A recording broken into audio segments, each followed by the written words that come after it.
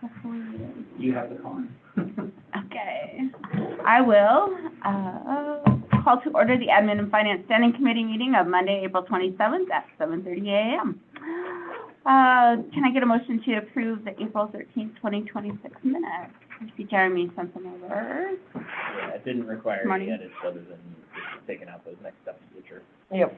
Okay. I'll make a motion to approve the minutes. All second. All those in favor? Yeah. Yay. Hey. Okay. Up first, we have Resolution 3733, transfer of FAA entitlements. It's up for action tonight at the full council. Does anybody have any questions on this? I think we kind of went over it last time. A couple times, yeah. Yep. Pretty, The Pretty one thing basic. that is different from what we had before is we actually prepared it for both airports because of the amount that was there. There is a question, as to whether that second one will actually do any good, but I wanted to make sure we were covered in case the county does move forward with that second one also, because it turns out, so at their meeting, they said, let's go with the one we've been working with, but that still leaves $100,000 sitting there, and so I prepared the other one, just so in case the commissioners go that route, we don't have to have a special meeting to do it. okay. Oh. Okay. Anything else on that? That'll be up for vote tonight. Okay. Any comments? Okay. Resolution to create the Main Street Committee for discussion tonight. Awesome. So, yeah, thanks Chelsea for starting that. I took it to, the Main Street Committee and they had lots of edits.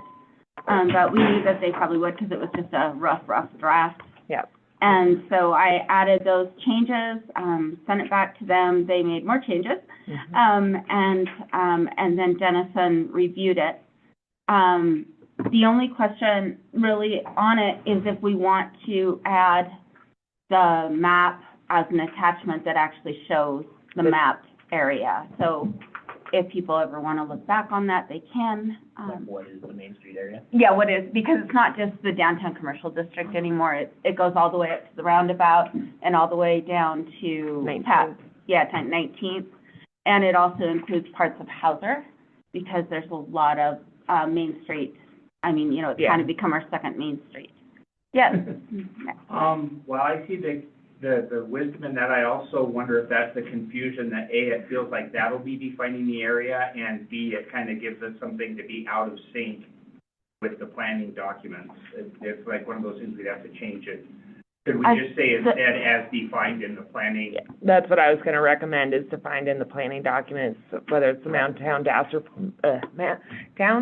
master plan, or if it's, zoning, wherever we have that, refer to Okay. it there, because then that way, if it does change within that document, we're not having to change the resolution. Okay. Planning to give somebody. Yeah, and somewhere to go and look it up.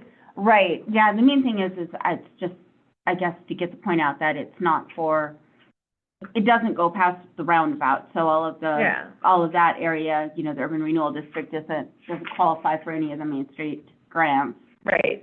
And anything like south of 19th Street does not qualify for any of the none of that area does. Well, again, and I think So- that just by providing the reference to where that is, Okay. that will accomplish that. It'll still show that same map, but that way, if something changes with that map Okay. in 5 years when they're reviewing the master plan, then Okay. we're not having to go through and change this document as well to update the exhibit.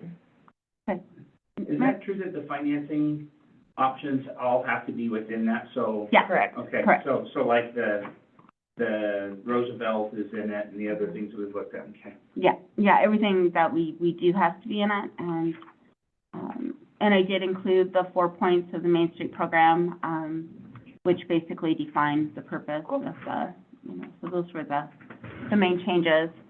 And I did take out that, just the part, I mean, yes, there's grant opportunities, but there's a lot more to it than just the grant opportunities based on the Main Street program. Yes. Sorry, Yeah. what parts of Hauser are included? Specifically like the commercial district, Down by the post office, yeah. yeah. How about, And Ace Hardware and, yeah, the that's Oaks? Oaks, yeah, Oaks, yes, Oaks and, sorry, yeah. I get Hauser and Oaks and Villard, I know, they're all yeah. kind of like, Oaks turns into Hauser. okay, yeah, thank you. yeah. I know, it's very confusing. It is, if you don't, I drive it all the time, I just don't look at the You don't, street you don't, signs. you don't know what the name of the street you're on. Yeah, you don't. I don't know where it, like, actually changes names. One day I'll have to sit down and figure that out. Any more questions on that? I can. I just make one comment on that is, I don't know Yeah. if you have included in that 11th Street, that includes like City Hall, just because that's central to our community.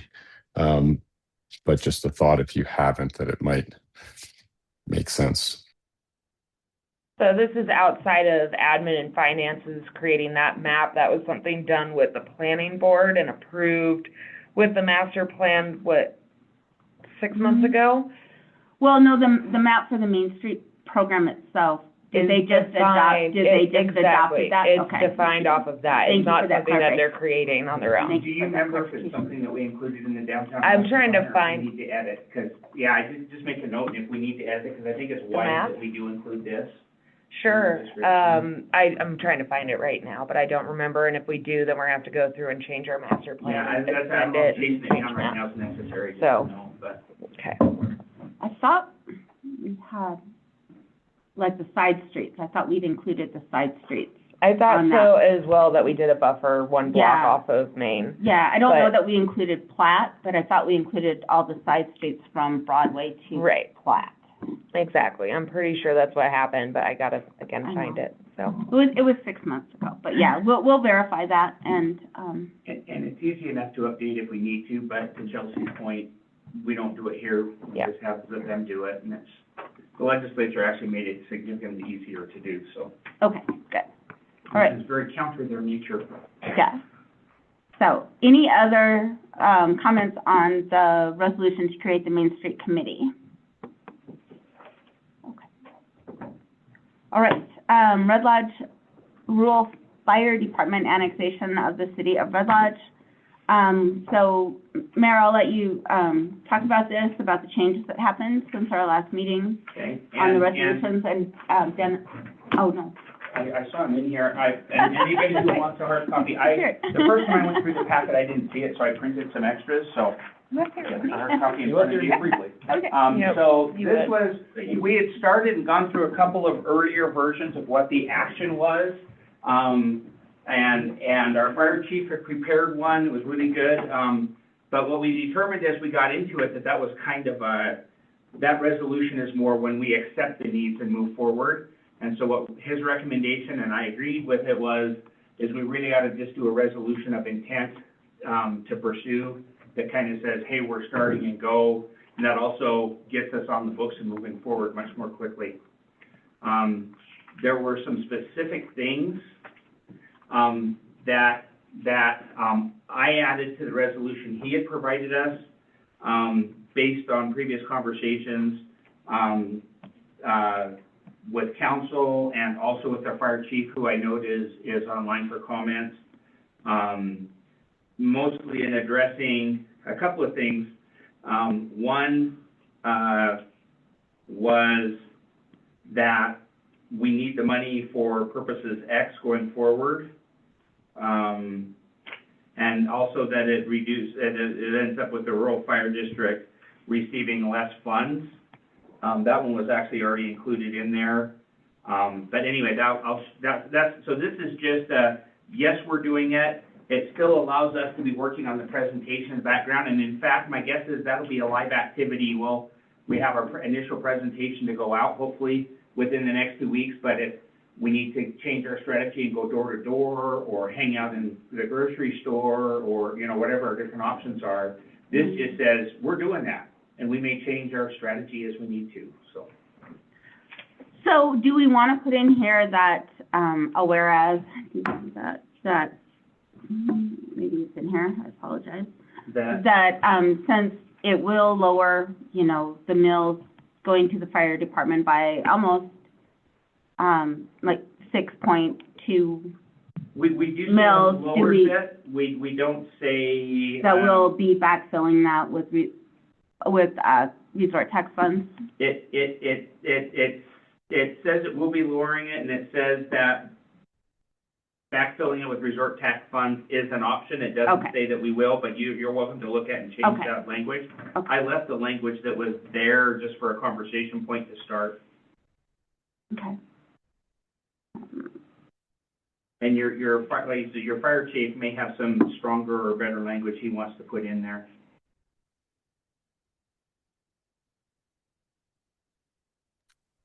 I mean, I don't know if you want me to comment here, but I you know, Yeah, I think, you know, I think we have to address that moving forward because obviously, you know, unless you intend this to be a cut in the level of fire protection you're providing to the city, then we have to address how you're not going to cut the level of fire protection we provide to the city. So so this would be, you know, this is basically, if we go move forward with this, you're basically saying, hey, we're going to cut by a third the level of fire protection that we provide to the citizens, and we're going to raise taxes. So as long as right now, so you have to address that issue. So how are you, right. you know, I mean, yeah, so that would just be my comment, is making sure that we're very clear in how that issue is addressed. And the last whereas on the first page, Madam Chair. Yes. Says, whereas a result of the annexation, the rural fire district will receive reduced funding. And then the first whereas on the second page says, whereas the city of Red Lodge may, through allocation of resort tax revenue, provide supplemental funding to the rural fire district or facility improvements that benefit. It doesn't say we're going to, it raises that that's an option Okay. in that. So that's, Okay, I just wanted to point out that we do have that in here, so. okay. Because I think, to Tom's point, that's very important. I think we'll have a really hard time passing it or getting, you know, it to pass without that. And we may want to change that whereas on the second page to say, and whereas it will require, maybe it's another one, and whereas it will require allocation to keep from reducing funding. Right.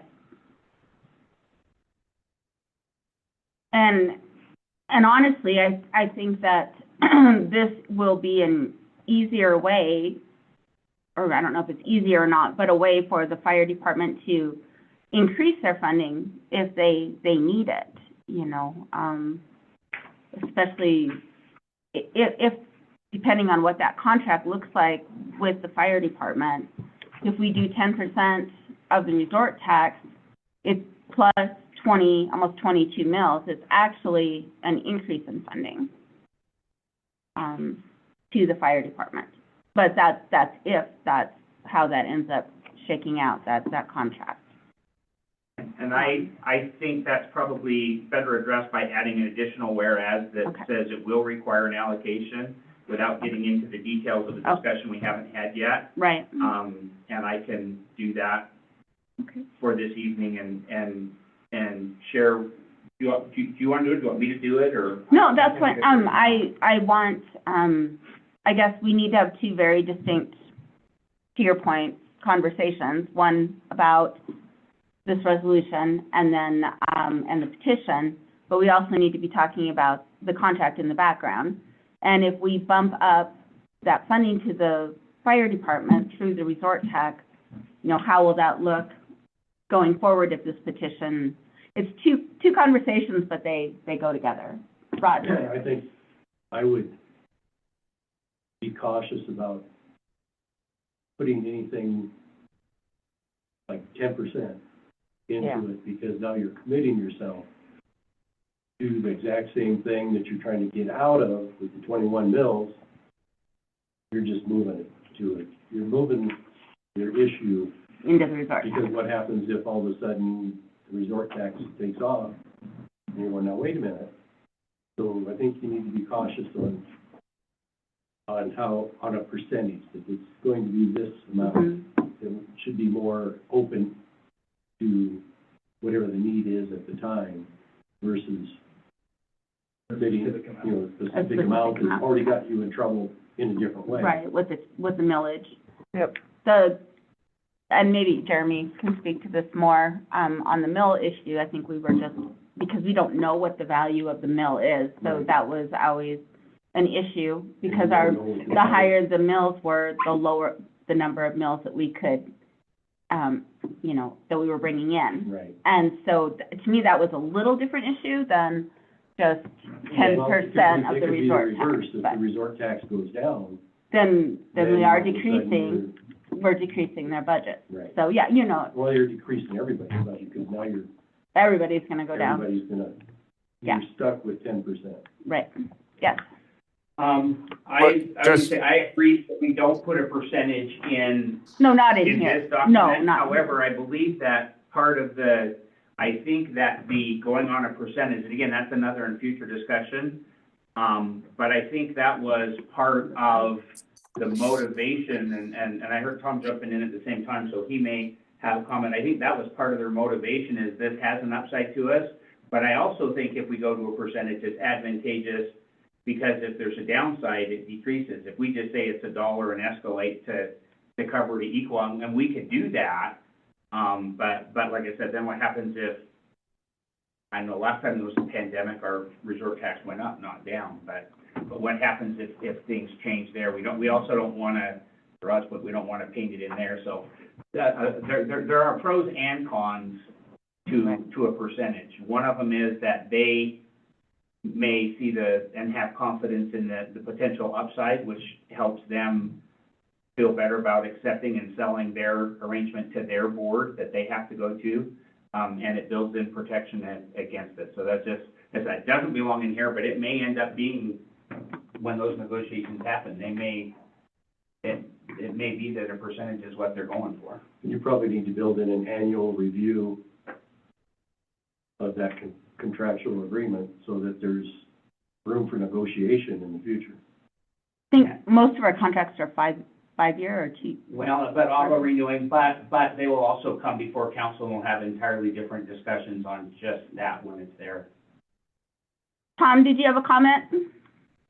I did, and then my internet cut out for a second. But yeah, I mean, I can see benefits both ways, right? Like, you know, when you look across the spectrum of resort taxes in the state, every one of them is providing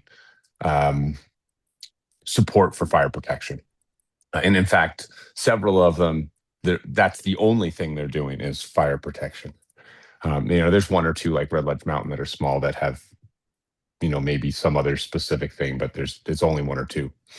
And I can see a piece both ways, right? Like, and I made this comment last time, and I think it really is important. Is this is not an us versus them scenario. This is about community, right? And fire protection is part of our community, and so I think the question is are we trying to protect ourselves from ourselves, which is, you know, as we move forward, we have to allocate funding where we think it's best.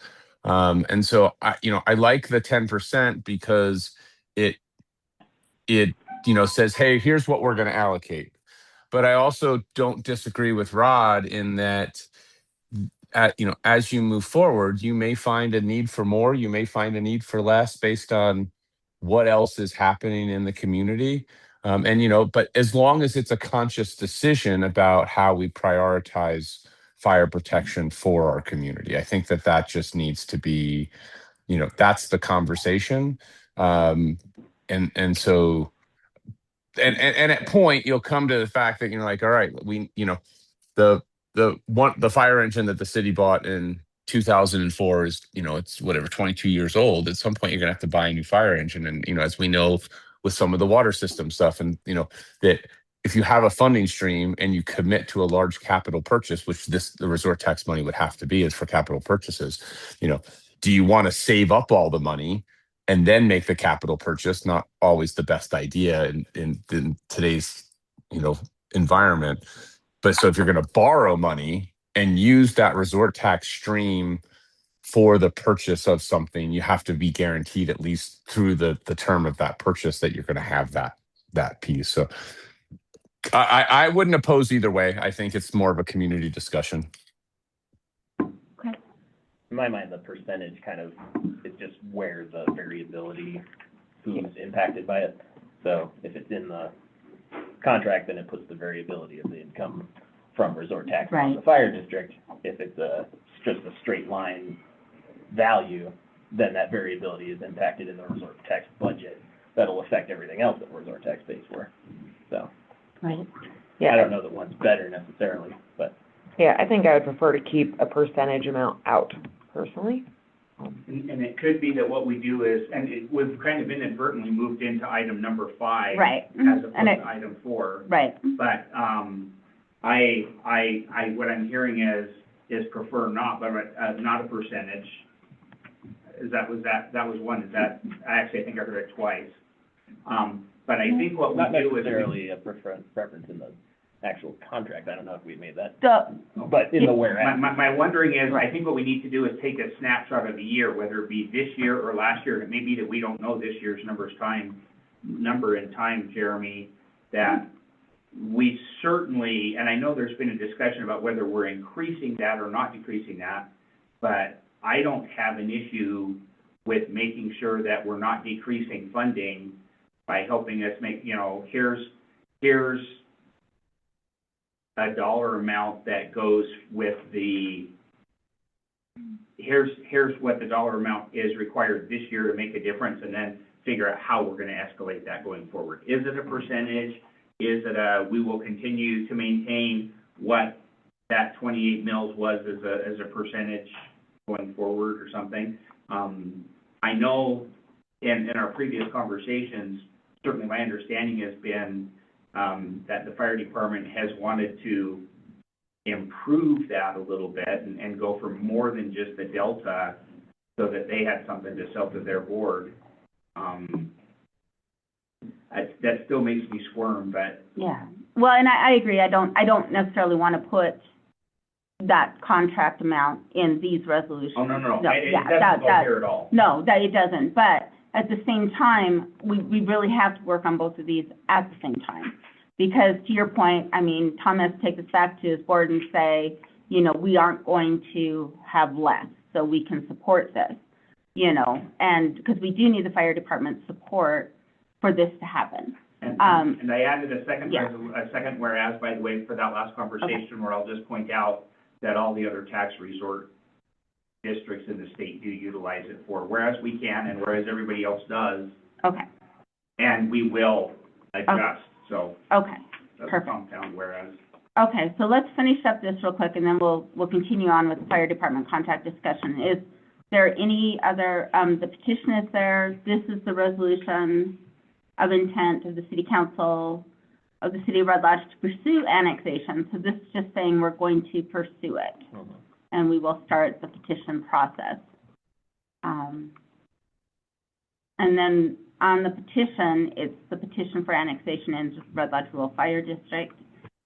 We will move forward with that, I guess. Can I make one more comment, just Yeah. coming back? Sorry, it's back a little bit Yeah, in the conversation.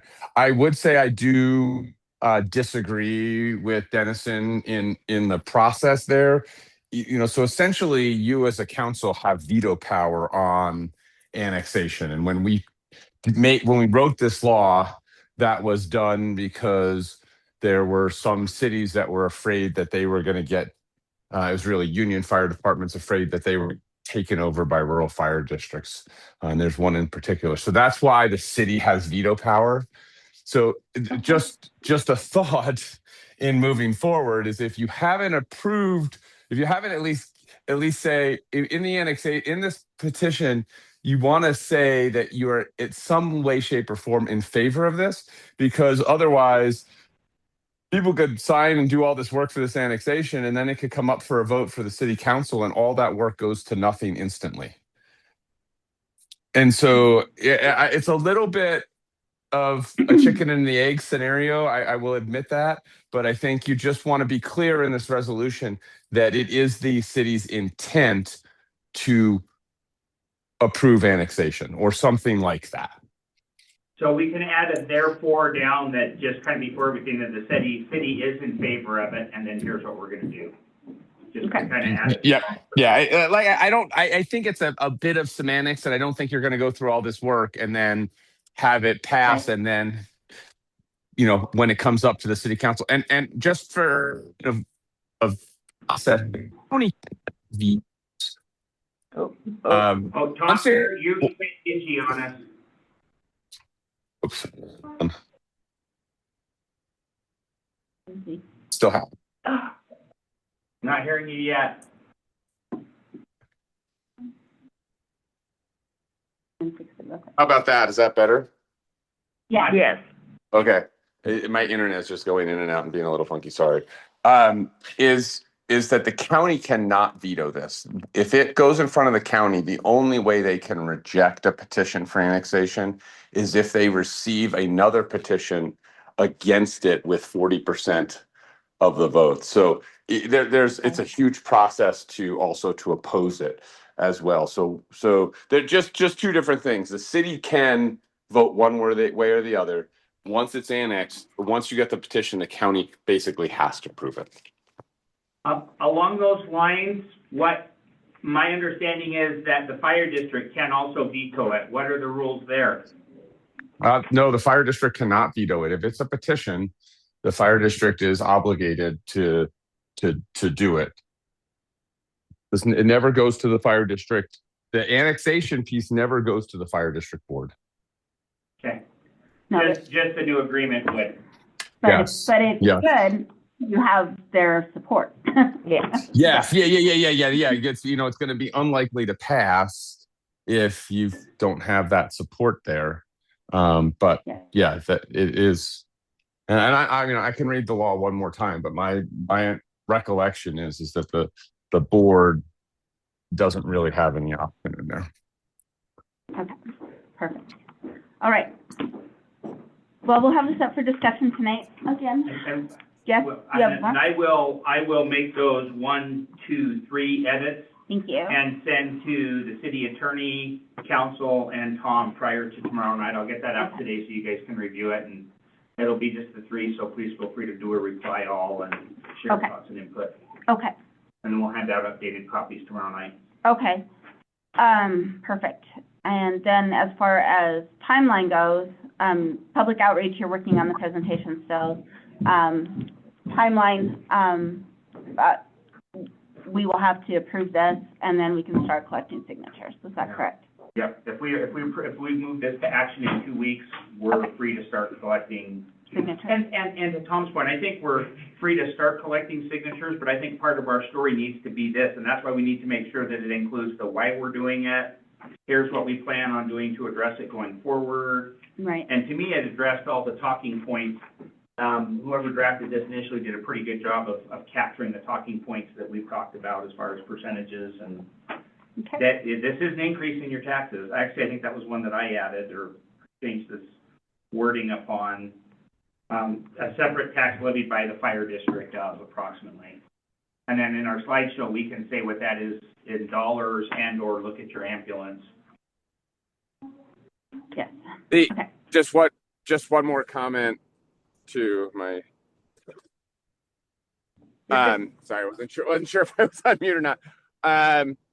The Bridger Rural Fire District just did this for the city of Bridger, and I reviewed their process, and it's a little different than what I had proposed, and most of it has to do with how we collect certain signatures on corporations within the city and what the elections administrator needs for the signature. So we may just want to make sure that, we've used this basic template before, but we want to make sure that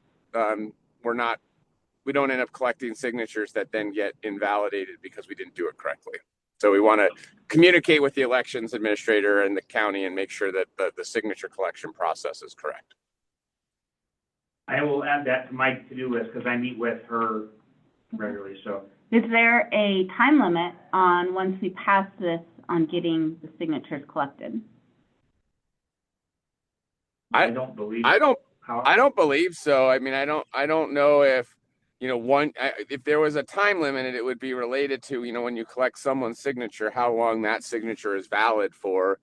I mean, one of the things you could get into is you collect someone's signature and then their property sells and now that signature is no longer valid. But I don't know of one, but I'm not saying there's not one. Okay, thank you. Okay. All right, so we will have that for discussion tonight, and then, of course, right, and then we have the fire department contract discussion. Have you made any changes to that since our last meeting? If not, this was the higher priority, was getting going on these signatures. And I think this conversation this morning has helped. But again, council's idea, but just remember, we've got to take this to another board. I think at the very least, that we need to make sure that they aren't taking a pay cut as a reduction of this. And then the other point that I will just share is that they have raised that administratively, this is a little bit of a burden. I think it's anecdotal or semantic, because they're primarily a capital-based organization anyway, is what we've heard, but they do have to track the resort tax fund separately. So my understanding is there's a little bit higher of an administrative burden. Well, it's using last year's resort tax limit, the way you have it written now. It wouldn't be this year's, it would be based on last year's, right? I can't speak to that, because that. Yeah, I mean, yeah, that's the way, oh, The way Go ahead, Tom. the way it's written now currently is that the collection for next year would be based on the collections for the last year. So that way you know during budget process essentially exactly what that number is, because you know what the collections for last year were pretty much by the end of April. Okay. Right? You've got most of the for all intents and purposes, you have all the collections in by April, because you don't collect anything until, again, July 15th. Yeah, and So you're our not budget using doesn't July. start till May, so. Okay, so you're not using July collections then in that figure, because that would be No, next so- year. Okay. It's collect, and we want to make sure that's written correctly, but the intention is it would be cash collected by the city in the previous budget year. So that way it's not a moving figure throughout the year. So it's always a year behind, but that's okay, right? In terms of Right. amounts. Lonnie? My understanding is the same way as how we do the 5% transfer for property tax relief, because that's based. It would be, yes, Okay, so that's based on. similar, At yeah. the end of June, I look at all the collections, what we have received in resort tax, not just at the end of April, because we still get people submitting all the way through to the end of June. Right. So we take that number, and then that's the number that we do the 5% property tax relief. I'm assuming it's the same way for this one, however you guys said. But that's through Q1 of the calendar year, right? We just collect it through June? It's the way the resort tax was written is what we collect in the previous fiscal year. So that would be from July 1st of 2025 to June 30th of 2026. That's how the 5%. So that means we won't know that until the end of July, really, The the end of collection. June. It's paid at the end of June. All payments through June 30th are counted. So Gotcha. whatever we collect in resort tax revenue through the end of June 30th, that's What's paid to the But- city. but There's a difference practice- between collecting and paid. They're doing what people pay to the city through June 30th, not what the businesses are collecting through June 30th, because that's not paid until July. correct. Yeah, so So- it's whatever Okay. we have received in cash for resort tax. That's how the 5% is figured out. Tom, any objections? That's kind of a hybrid of what you said, but it gives us a predictable number before we pass budget. I agree 100% with what Lonnie's saying. That was the intent. Wanna Just- make I sense. just wanted to Yeah. make sure that that's, So, Match the 5%. yeah. Lonnie, we just want to make sure that the words in the document match what you're talking about. Right, and I don't know if in the resolution it states somewhere, like for the resort tax on the 5%. I haven't looked. We haven't written that one yet, so. no, we No, do, for the 5% ordinance. Resort Oh, tax gotcha. for the 5%. It's in the resort tax Yeah. ordinance. That's in there already. Yeah, it has to be, and that was probably taken from Because I state didn't know law. if you could That was- mirror yeah. the same language. I think that Let's not would be complicate it. Yeah. Right. Same So, process. I will say, I am not necessarily opposed to having it be a percent of resort tax, because to me it is different than being a mill-based thing. Yeah. Because as the value, like I said, as the value of the mill goes up, the number of mills we collect goes on down, but we were still paying 28 mills regardless of how many mills we were collecting. So that's where we were getting in trouble with our general fund. And if our dollar amount of our resort tax goes up, yes, 10%, it would go up, but it would also go up for everything. Yeah. Everything, you know, the whole pot would go up. And in theory, that resort tax is going up because we are getting more tourism, which is more of a stress on the infrastructure. Right. And if it goes down, then unfortunately, we still have the need for, I mean, to me, it would be more, if we take a big hit and it goes way down, that could be very detrimental to the fire department at that point. Because then, you know, maybe we only pay 100,000 instead of 140,000, or. But there's also a certain reality, whether it be our personal home budgets, or a municipal budget, or a business budget, or anything else. Sometimes you have to adjust what your spending is based on the cash available. Right. Yeah. And not only that, like, it might be one of those scenarios that we see that we take a big hit in resort tax, and they have it, say it's for a fire, that kind of scenario, and they need to see an increase, we can also allocate more if needed. Right. So just depending on the year, that's part of the reason we have a board, so we can be evaluating those funds. Yeah. Again, how much of our resort tax budget is dedicated at this point? To fire, or No. just total? Period. Dedicated? I Go ahead. have I do have the exact number. I'm not looking at it, but it's in the, you know, and there's a little bit of flexibility in this, you know, based on how it's budgeted, but it's about 85% at this point. And does that include the parks project stuff also, or is that just debt service? It does include the parks project stuff, which I think that will be needs to be part of our discussion, but yes, currently it does include the parks projects. Because in my mind, parks projects are one of those things that we can drop if the resort tax goes down. Debt service is not, and I would almost qualify this more like the debt service number. Yeah, go ahead. I would say it's a category. The number of committed, you know, the things that, you know, there's the amount we commit to water and sewer, there's the amount we commit to the pool, there's the amount we commit, and this is actually some of the most significant, the amount we commit to parks maintenance and then street maintenance, those two operational pieces, right? That, you know, that's all when I'm saying, you know, committed, those are all included in that. Good. That's good. I mean, that's what I'd want to hear, like, so, yeah. And if that 85 is just the debt service, maintenance, and fire, I would say that number's high, and we need to adjust it down. But I think that includes. He just said it includes all that. Yeah. Yep. Okay. That's what they wanted to know. It's just if we dedicate more, then. Okay. Any other input into Tom or Dave? Do you have or Mayor? Do you have any? Is it just going to be a work in progress still? I think it's a work in progress, but I think there's been some good discussion here that we can move forward. So I see we're getting close, but the good news is the next three are not going to take very long. Okay, all right. I had a quick Yeah, go ahead. little Yeah. edit for the actual petition. Mills needs 2 L's. Not a thickness. Oh, that's always a big debate. Okay. Any more public comment on this part of the agenda? Okay. All right. Airport interlocal agreement.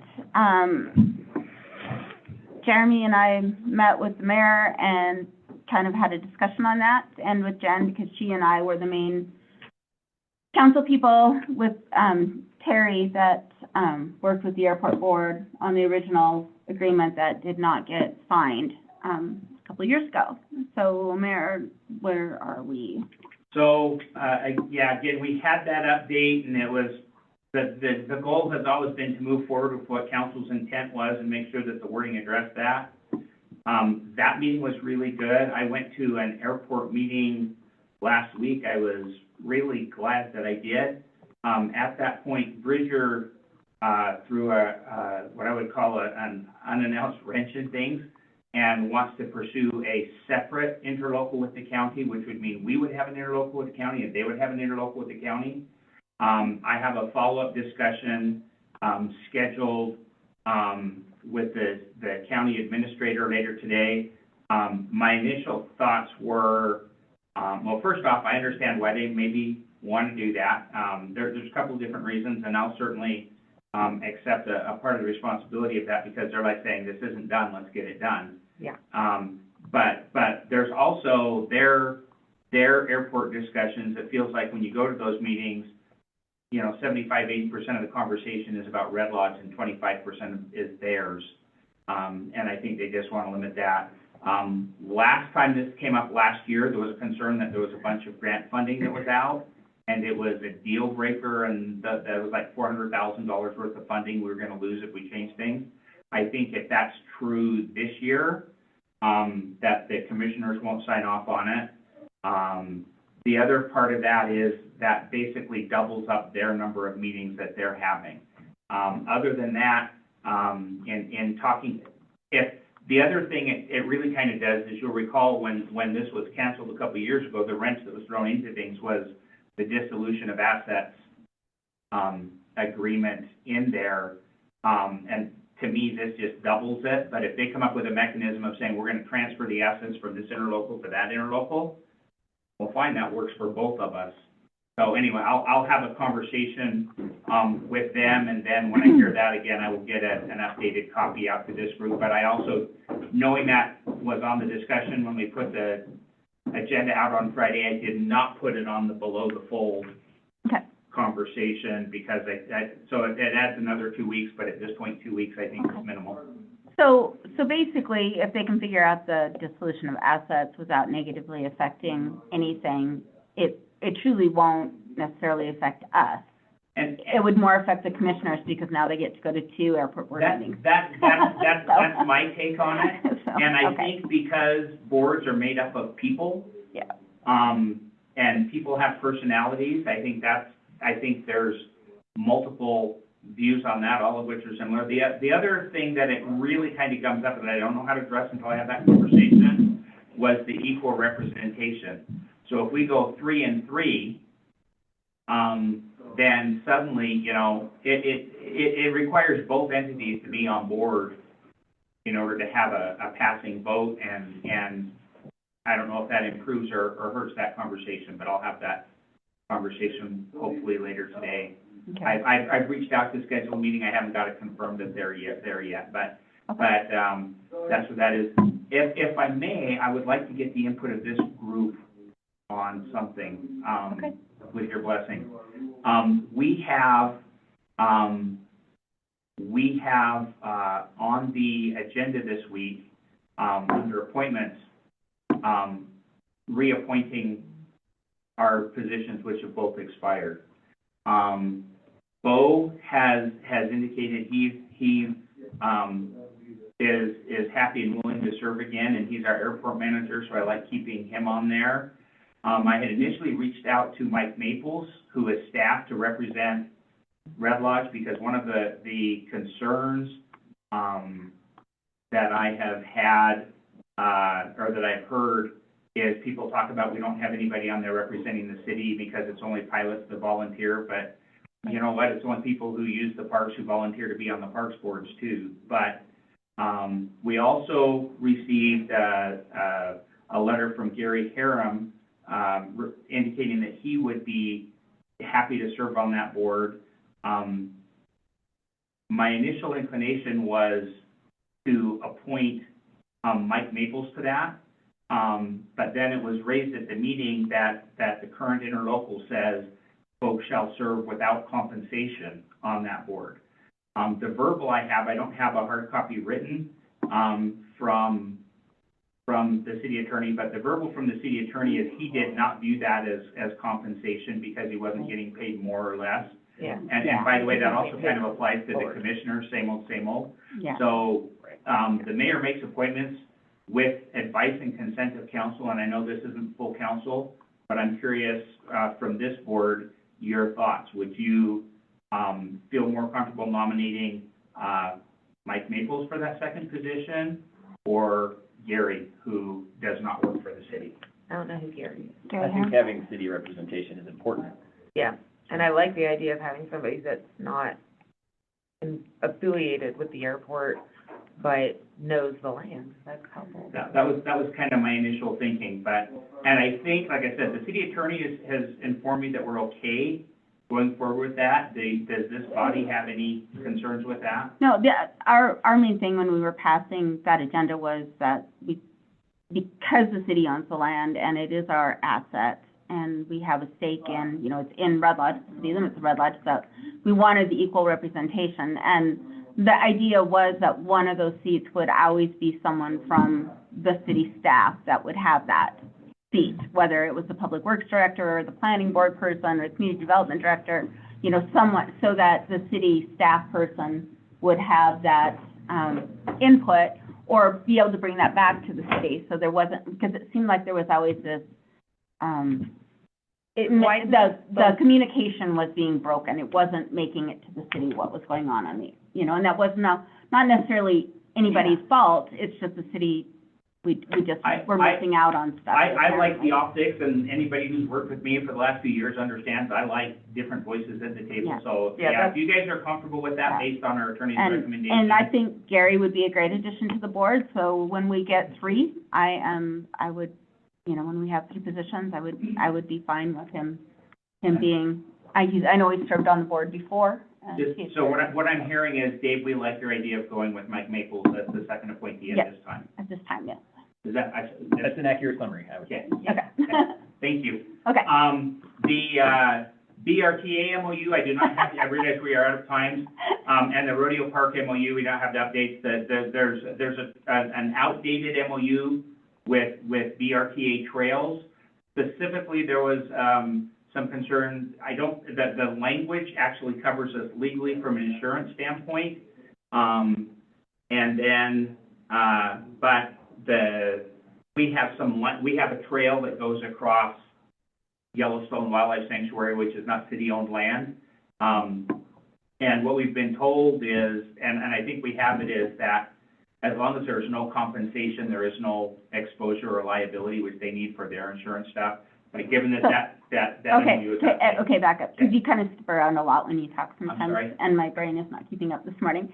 So who is having an issue? Is it the wildlife sanctuary that's worried about insurance for the trail crossing the wildlife sanctuary? That is correct. Thank you. And it's based on language in an MOU we have with BRTA, which, by the way, is outdated and needs to be redone anyway. Okay, And so, but I don't have that ready for this.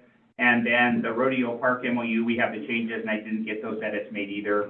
So Okay. that's fine, because we ran out of time before we got there. okay, and these are on admin and finance because they are contracts, correct? Correct. It's not changing any use of city-owned land or No, anything, no, it's it is just just, really and that was MOU. based on a conversation with the Okay, council president and chairman. So it's just contracts, MOU is like trash contracts, blah, blah, blah. It's not a change of land. Okay, yeah, I just had, we had the rodeo park MOU. I know, yeah.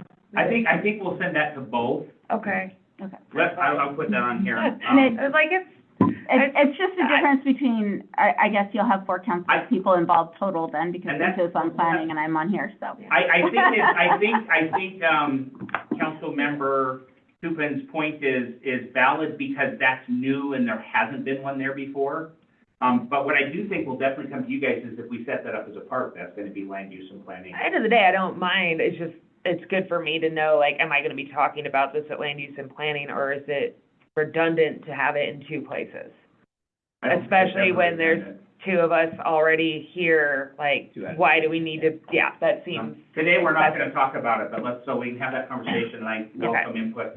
The other thing I will add, just as a reminder, is, I did receive, some of you are part of it and some of you are aware, that I did receive a resolution for some dedication of land north of town that I did not put on the agenda. I felt it was premature without any previous conversation.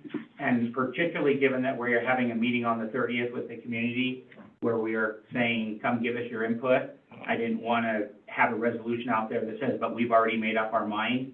And so I pulled that. But I wanted to remind council has the ability to force any resolution they want to on the agenda, whether the mayor likes it or not, to just make a motion and say, I move X is on the agenda. So just in case there's any pushback on that, I want to remind council, you guys do have that ability. I don't think I'll ever give you a reason to use it, but I just want to remind you. No, I agree that, I mean, we need to have our public meeting on the URD before we start, deciding what we're going to do with it. Yeah, and I think that if we decide to do anything with that land, it should involve a lot more people in the conversation. Yeah. So, But we'll be good. Okay, any public comments? Any more? Oh, You do any have more one online? Okay. All right. We will adjourn. Thank you so much, everybody. Thank you, Madam Chair. Mm.